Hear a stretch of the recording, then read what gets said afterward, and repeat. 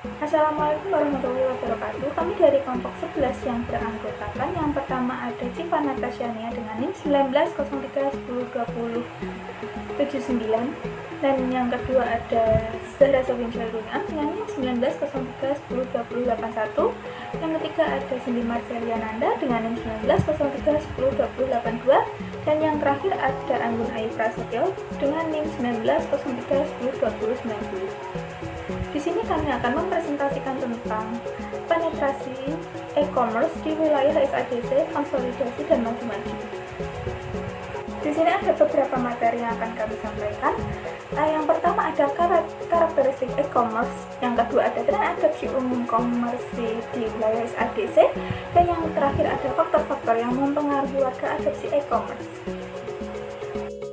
Implementasi aplikasi e-commerce selalu dilihat sebagai preposisi nilai tambah bagi UKM dan badan usaha lainnya.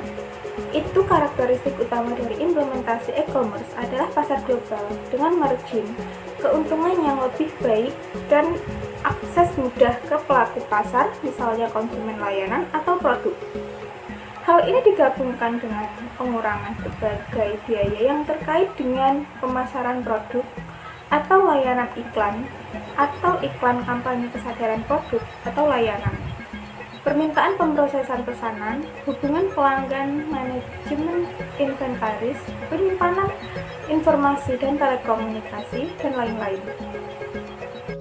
Keuntungan e-commerce. E-commerce menawarkan tingkat pertumbuhan ekonomi yang lebih besar untuk semua jenis bisnis, terutama UKM, memungkinkan penerapan model bisnis yang inovatif atau rekayasa ulang proses, dan penerapan tingkat spesialisasi yang lebih tinggi atau peningkatan produktivitas dan layanan pelanggan.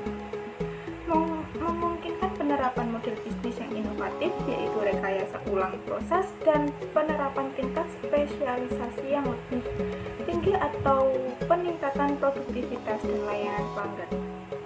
Mengenai mitra bisnis, e-commerce membantu meminimalkan inefisiensi rantai pasokan, mengurangi kebutuhan inventaris, dan mengurangi penundaan pengiriman. Halo, di sini saya akan melanjutkan tentang kelemahan dari aplikasi e-commerce. Nah, yang pertama itu ada keuntungan e-commerce yang berlebihan pada internet, membuatnya tidak cocok untuk sebagian besar orang yang belum memeluk internet sebagai bagian integral dari gaya hidup mereka.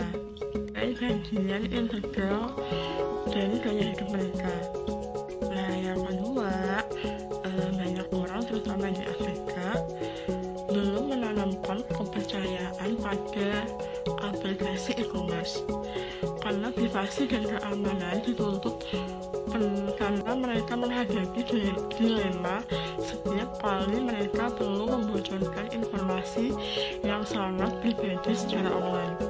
Dan terakhir ada kurangnya begitu banyak orang yang tertarik untuk menginvestasikan waktu mereka dalam memanfaatkan sepenuhnya keuntungan yang ditawarkan transaksi online. Poin selanjutnya adalah tren adopsi e-commerce di wilayah SADC.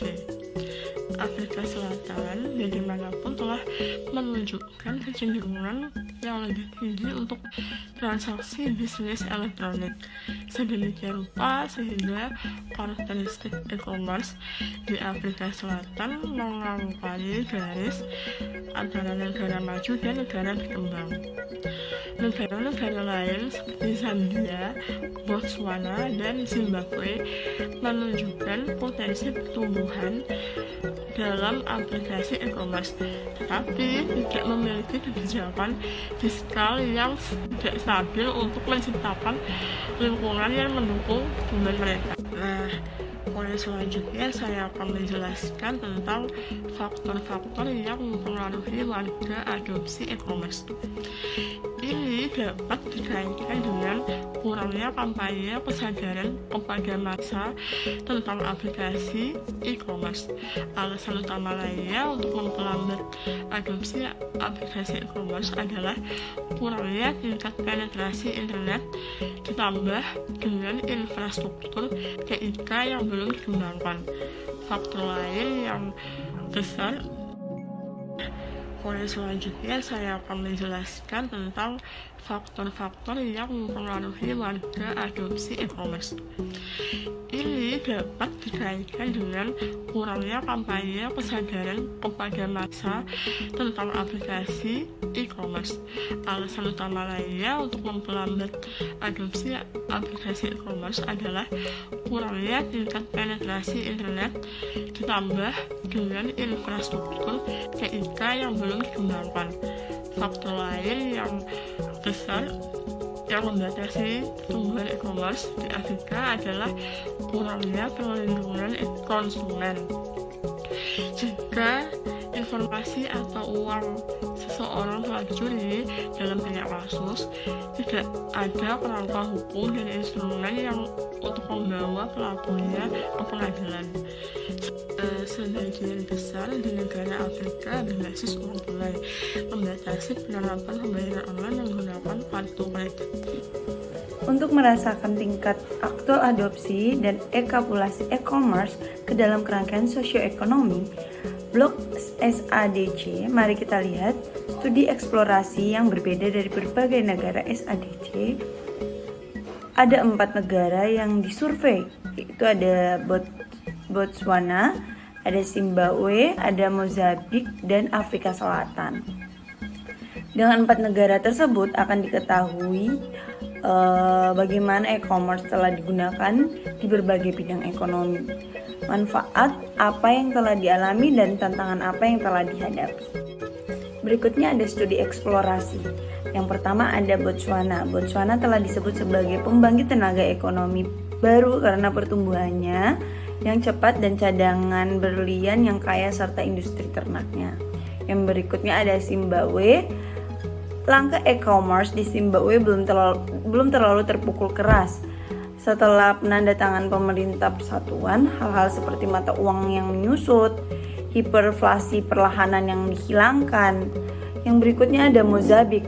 Mozambik telah disebut sebagai salah satu ekonomi dengan pertumbuhan tercepat di benua Afrika setelah perang saudara yang berkepanjangan.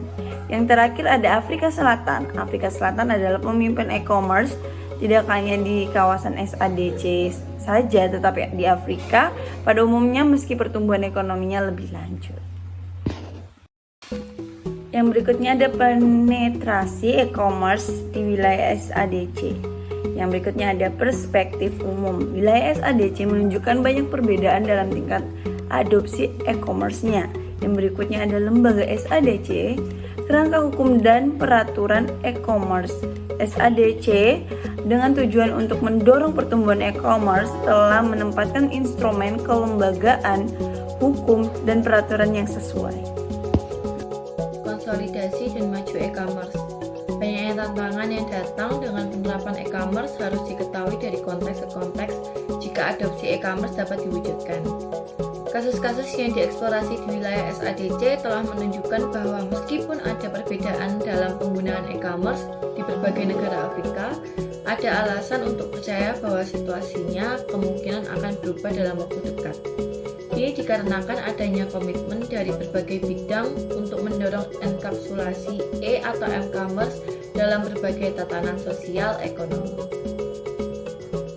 Para penelitian di masa depan harus fokus pada bagaimana perdagangan seluler harus benar-benar dikejar dengan penekanan pada bagaimana kepercayaan harus didorong saat menggunakan platform ini dan apa tingkat keamanan hukumnya.